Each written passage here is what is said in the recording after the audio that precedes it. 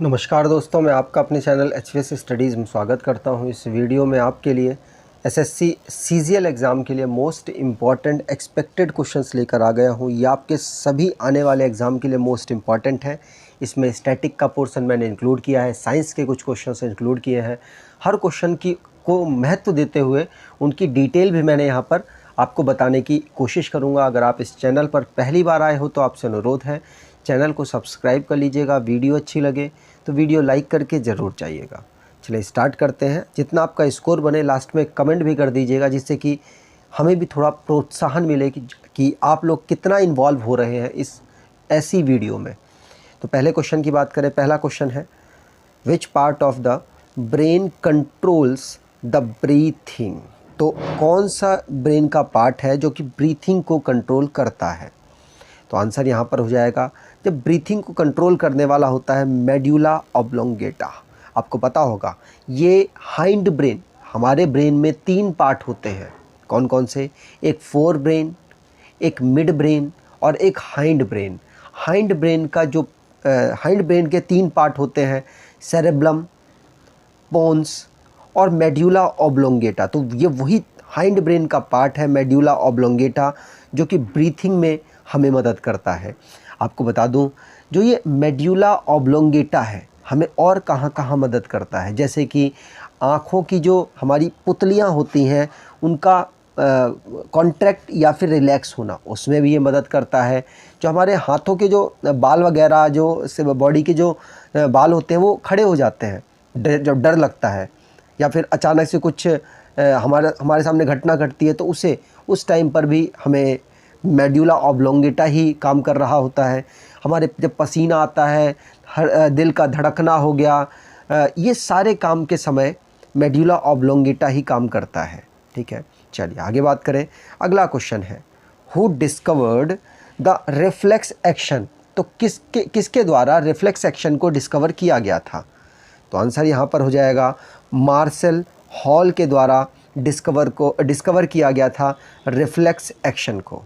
याद रखिएगा, जे चैडविक आप जानते होंगे, न्यूटन कह रहा हूँ, न्यूट्रॉन की इन्होंने खोज की थी, आपको ध्यान रखना है। तो मार्शल हॉल जिन्होंने रिफ्लेक्स एक्शन की खोज की थी, जो कि स्पाइनल कॉर्ड के द्वारा कंट्रोल की जाती है हमारी बॉडी में। आगे बात करें। अगला क्वेश्चन है, where does AIDS attack in the body. तो एड्स किस बॉडी पार्ट में अटैक करता है? तो आपको बता दूं, जो एड्स है वो अटैक करता है कहाँ पर? WBC के जो पार्ट्स होते हैं उसमें। मतलब हमारी जो रोगों से लड़ने, जो डिसीज़ से लड़ने की जो क्षमता होती है उसको डिक्रीज़ कर देता है। और उसके बाद अगर हमें थोड़ी सी बीमारी भी हो जाती है, कोई छोटी सी बीमारी भी हो जाती है, तो वो भी विकराल रूप ले लेती है, जिससे हमें डैमेजेस हो सकते हैं। एड्स की बात की जाए तो इसकी फुल फॉर्म है acquired immuno deficiency syndrome. White blood cell को ये वीक कर देता है, HIV की वजह से होता है। HIV की फुल फॉर्म ह्यूमनो इम्यूनो वायरसेस। यहाँ पर बात की जाए और दूसरे जो बीमारियाँ हैं, डिसीज़ हैं, वो किस पार्ट को इफ़ेक्ट करती हैं? तो एड्स आपको बता दूँ वायरस से होने वाली बीमारी है। जैसे डेंगू, आपको पता होगा डेंगू जो होता है वो भी वायरस से होने वाली बीमारी है, और ये हमारे जो ब्रेन है, आँख है, पैर के जो जॉइंट्स हैं उनको इफ़ेक्ट करता है। पोलियो भी वायरस से होने वाली रोग है, और ये हमारे गले को, जो हमारी रीढ़ की हड्डियां हैं, नाड़ी, मतलब जो वेसल्स हैं उनको इफ़ेक्ट करता है। अगर इन्फ्लुएंजा बात करें तो ये पूरे शरीर में इफ़ेक्ट डालता है, चेचक भी पूरे शरीर में इफ़ेक्ट डालता है। और अगर आपसे खसरा की बात की जाए तो ये भी पूरे शरीर में, और ये सारे वायरस से होने वाले मैंने अभी आपको बताए हैं। अगर बात की जाए बैक्टीरिया से, तो टिटनस आपको पता होगा, जो कि हमारे न्यूरॉन सिस्टम में इफ़ेक्ट डालता है। और जो नॉर्मली टाइफाइड है वो इंटेस्टाइन में इफ़ेक्ट डालता है, और टीवी जो हमारे लंग्स में इफ़ेक्ट डालता है। ये सभी मैं अब बैक्टीरिया की बीमारियां आपको बता रहा हूँ। प्रोटोजोआ की बात की जाए तो मलेरिया, जो कि RBC में इफ़ेक्ट डालता है। पायरिया सुना होगा आपने, मसूड़ों, जो हमारे मसूड़े होते हैं, दांत के नीचे वाले पार्ट को कहते हैं, तो उसको इफ़ेक्ट डालता है। और जैसे कालाजार आपने सुना होगा, कालाजार भी प्रोटोजोआ से होने वाली बीमारी है। ये हमारे अस्थि मज्जा में इफ़ेक्ट डालता है। आगे बात करते हैं, अगला क्वेश्चन है। उससे पहले आपको बता दूं कि अगर आप एसएससी सीजीएल एग्ज़ाम की तैयारी कर रहे हैं तो आप इस ई बुक को परचेज़ कर सकते हैं। इस ई बुक से आप आने वाले एसएससी एग्ज़ाम के लिए मोस्ट इम्पॉर्टेंट क्वेश्चन से गुज़र सकते हैं। अगर आप परचेज़ करना चाहें तो डिस्क्रिप्शन बॉक्स में लिंक है, वहाँ से आप इसको परचेज़ कर पाएंगे। अगले क्वेश्चन की बात करें, अगला क्वेश्चन है हु डिस्कवर द होम्योपैथी। तो होम्योपैथी को किसके द्वारा डिस्कवर किया गया था? तो आंसर बहुत इजी है, होम्योपैथी को डिस्कवर किया गया था हनीमैन के द्वारा। तो हनीमैन आपको जहाँ दिख जाएंगे वो आंसर आपका हो जाएगा। यहाँ पर ए ऑप्शन तो बिल्कुल सही है। अगर और दूसरी इन्वेस्टिगेशन की बात की जाए तो रेबीज़, आपको पता होगा रेबीज़ की डिस्कवरी की थी लुईस पास्चर ने, बहुत ज़्यादा एग्ज़ाम में पूछा जाता है। इंसुलिन की डिस्कवरी बेंटिक ने की थी, ये भी आपसे बहुत ज़्यादा पूछा गया। बैक्टीरिया की डिस्कवरी लिवेनहॉक के द्वारा की गई, विटामिन की डिस्कवरी फंक के द्वारा की गई, और जैसे हनीमैन तो मैंने आपको बता ही दिया, और बहुत सारे हैं। अब इस समय पर मेरे यही दिमाग में आ रहे हैं और आपको ये सारे ध्यान रखने हैं। एग्ज़ाम के लिए मोस्ट इम्पॉर्टेंट चीज़ आपको कराई जा रही है। डीएनए दिमाग में आ रहा है, जेम्स वॉटसन तथा जो क्रिक हैं उनके द्वारा डिस्कवर किया गया। अगले बात करें, अगला क्वेश्चन है who is the founder of Mughal dynasty. तो मुग़ल डायनेस्टी को किसके द्वारा फाउंड किया गया आपको बताना है। तो आंसर यहाँ पर हो जाएगा, मुग़ल डायनेस्टी को बाबर ने इब्राहिम लोदी को हराकर फाउंड किया था। तो सी ऑप्शन यहाँ पर बिल्कुल सही हो जाएगा। 1526 में बाबर ने पानीपत का युद्ध लड़ा और इब्राहिम लोदी को हराया, और हराने के बाद मुग़ल डायनेस्टी की स्थापना कर दी थी, याद रखिएगा। और अगर बड़े बड़े जो पूछे जाते हैं एग्ज़ाम में, जो डायनेस्टीज़ हैं उनके बारे में थोड़ा सा बता दूं, तो यहाँ पर आपको मैं बताना चाहता हूँ मौर्य वंश की चंद्रगुप्त मौर्य के द्वारा स्थापना की गई थी। अगर और भी बड़े तो राष्ट्रकूट आपसे पूछे जाते हैं, तो दंती दुर्ग के द्वारा इनको स्थापित किया गया था।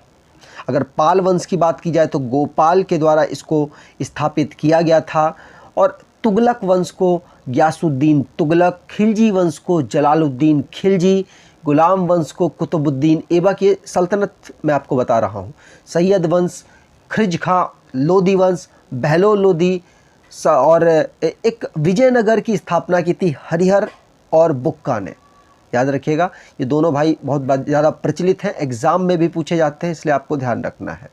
अगले क्वेश्चन की बात की जाए, अगला क्वेश्चन है in which year did the battle of Panipat take place. तो बैटल ऑफ पानीपत कब हुई थी? तो यहाँ पर आप कंफ्यूज हो सकते हैं, लेकिन ऑप्शन के अकॉर्डिंग आप आंसर दे सकते हैं। यहाँ पर बात की जाए, बैटल ऑफ पानीपत हुई थी 1526 में। उसके बाद बैटल ऑफ पानीपत 1556 में हुई थी हेमू और अकबर के बीच में, ठीक है। याद रखिएगा, सारे क्वेश्चंस आपको इम्पॉर्टेंट कराए जा रहे हैं, ठीक है। और ये जो 1526 में पानीपत का जो वॉर हुआ था वो इब्राहिम लोदी और बाबर के ही बीच हुआ था। अगले क्वेश्चन की बात करें, when did the Jallianwala Bagh massacre take place. तो जलियांवाला बाग मैस्करेस कब हुआ था? एग्ज़ाम में अभी भी ये क्वेश्चन पूछा जाता है। 13 अप्रैल 1919 को जलियांवाला बाग मैस्करेस हुआ था, याद रखिएगा, इम्पॉर्टेंट क्वेश्चन है। अगले क्वेश्चन की बात करें, when was Subhash Chandra Bose born. तो सुभाष चंद्र बोस जी कब इनका जन्म हुआ था? तो आंसर यहाँ पर हो जाएगा, इनका जन्म हुआ था 23 जनवरी 1897 को इनका जन्म हुआ था। आपको ध्यान रखना है, सुभाष चंद्र बोस जी के नाम पर इनकी जो बर्थ डे है उसके समय पर मोदी सरकार ने एक डे अनाउंस किया है। उस डे का आपको नीचे कमेंट बॉक्स में टाइप करना है, उस डे को क्या कहते हैं। रिसेंटली में अनाउंस किया गया था और इस साल से मनाना भी शुरू किया गया है, तो आपको कमेंट बॉक्स में टाइप करना है। आगे बात करें, अगला क्वेश्चन है, who was the first deputy chairman of Rajya Sabha. Rajya Sabha के पहले डिप्टी चेयरमैन कौन थे? तो बहुत ही मतलब ठीक ठाक आप क्वेश्चन कहेंगे। ऐसे क्वेश्चन आपसे बन जाए तो आप कंफ्यूज हो सकते हैं। तो आंसर यहाँ पर हो जाएगा, आंसर हो जाएगा SV कृष्णमूर्ति। SV कृष्णमूर्ति को डिप्टी चेयरमैन, पहले डिप्टी चेयरमैन बनाया गया राज्यसभा का। याद रखना है, ऐसे क्वेश्चन ना अब इम्पॉर्टेंट हो चुके हैं क्योंकि TCS कुछ भी पूछ लेता है, क्योंकि TCS he I think exam करवा रहा है। तो जो पहले डिप्टी चेयरमैन है वो है V कृष्णमूर्ति। ठीक है, चलिए यहाँ पर बात की गई है राज्यसभा की, तो राज्यसभा के पहले चेयरमैन भी होंगे कोई। पहले हमारे जो उपराष्ट्रपति थे, वाइस प्रेसिडेंट थे, सर्वपल्ली राधाकृष्णन जी, उनको पहला चेयरमैन बनाया गया। ठीक है, इस समय कौन है? तो इस समय हमारे जो वाइस प्रेसिडेंट हैं वो हैं कौन? वेंकैया नायडू जी। वेंकैया नायडू जी को बनाया गया, 13th नंबर के हैं वो। याद रखिएगा, आपसे पूछा जाता है एग्ज़ाम में। राज्यसभा ऐसी इकाई है, ऐसी पार्लियामेंट सिस्टम का पार्ट है जो कि कभी भी भंग नहीं की जा सकती। इसमें टोटल 245 मेंबर इस समय चुने जा रहे हैं, जिसमें से 12 मेंबर प्रेसिडेंट साहब खुद मनोनीत करते हैं, खुद उनको इलेक्ट मतलब भेजते हैं। और इनकी जो इलेक्ट होने की उम्र होती है वो 30 ईयर एटलीस्ट होने चाहिए। वैसे तो राज्यसभा में 250 मेंबर्स होते हैं, लेकिन 245 मेंबर का इस समय पर चुनाव होता है। मतलब 12 तो इसमें इंक्लूड हैं जो राष्ट्रपति जी भेजते हैं। ठीक है, इनमें 1/3 जो मेंबर हैं वो हर साल रिटायरमेंट लेते हैं। और सबसे ज़्यादा जो सीटें हैं हमारे स्टेट वाइज राज्यसभा की, उसमें उत्तर प्रदेश की नंबर 1 पे आती है। और आपको बता दूं, महाराष्ट्र दूसरे पर, तमिलनाडु तीसरे पर है। उत्तर प्रदेश की 31 सीट्स, महाराष्ट्र की 19 सीट्स, तमिलनाडु की 18 सीट्स आती हैं। बिहार और पश्चिम बंगाल की 16 सीट्स यहाँ पर होती हैं। आपको बता दूं, जो जैसे यूनियन टेरिटरीज़ हैं, जो यूनियन टेरिटरीज़ हैं उनमें ऑलमोस्ट सभी में एक सीट आपको मिल जाएंगी। राज्यसभा की एक सीट आपको मिल जाएंगी, लेकिन दिल्ली में 3 सीट्स हैं। आपको ध्यान रखना है, दिल्ली एक एक्सेप्शन के तरीके से काम कर रहा है, इसके पास 3 सीट्स अवेलेबल हैं। ठीक है, चलिए आगे बात करें। अगला क्वेश्चन है, which instrument is use to measure the direction and speed of cloud? तो स्पीड और डायरेक्शन को क्लाउड के कौन बता सकता है? तो नेफोस्कोप ये बात बता सकता है हमको कि क्या स्पीड है और क्या डायरेक्शन है क्लाउड्स की। तो ए ऑप्शन यहाँ पर बिल्कुल सही हो जाएगा। अगले क्वेश्चन की बात करें, which is the most populated country in the world? तो दुनिया में इस समय पर सबसे ज़्यादा पॉपुलेटेड कंट्री कौन सी है? तो आपको बता दूं, इस समय पर पॉपुलेशन वाइज सबसे भारी कंट्री है चाइना, और एरिया वाइज है रशिया। भारत का नंबर पॉपुलेशन वाइज सेकंड आता है, एरिया वाइज 7th आता है। ठीक है, चलिए आगे बात करें। अगला नहीं, ये कुछ गड़बड़ हो गया है। मोस्ट पॉपुलेटेड कंट्री, तो मोस्ट पॉपुलेटेड ये गलत लग गया है, चाइना यहाँ पर आंसर बिल्कुल सही हो जाएगा। अगले क्वेश्चन की बात करें, who designed the statue of unity? Statue of unity किनका है? Statue of unity Sardar Vallabh भाई पटेल जी का है, जो कि भारत के पहले उप प्राइम मिनिस्टर थे, और ये भारत के पहले गृह मंत्री थे। होम मिनिस्ट्री इनके अंतर्गत आती थी। और आपको बता दूं, इन्होंने ही हमारी जो प्रांत हैं, जो छोटे छोटे राज्यों में टूटा हुआ भारत था, उनको इन्होंने ही मर्ज करने की कोशिश की और कर भी दिया। आपको बताऊं, स्टैचू ऑफ यूनिटी नर्मदा नदी के किनारे बनी हुई एक स्टैचू है, जो कि सरदार वल्लभ भाई पटेल जी का है। इसको रामवी सुतार जी के द्वारा डिज़ाइन किया गया। ए ऑप्शन यहाँ पर बिल्कुल सही हो जाएगा। अगले क्वेश्चन की बात करें, वेयर इज़ द आराम बाग लोकेटेड? आपको बता दूं,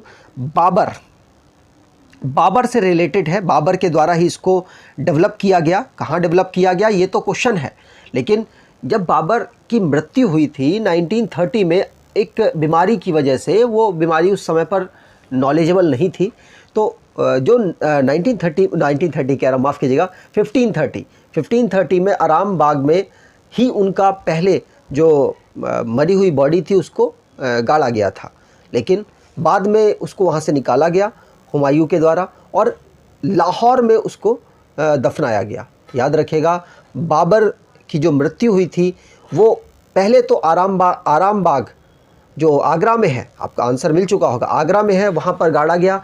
उसके बाद लाहौर शिफ्ट किया गया। तो यहाँ पर बी ऑप्शन हो जाएगा, आगरा में है आराम बाग, बाबर के द्वारा डेवलप किया गया। अगले क्वेश्चन की बात करें, where is the Indian sugar technical institute located. तो इंडियन शुगर टेक्निकल इंस्टीट्यूट कहाँ पर लोकेटेड है? तो चीनी और दाल के जो इंस्टीट्यूट हैं वो आपको कानपुर में मिल जाएंगे।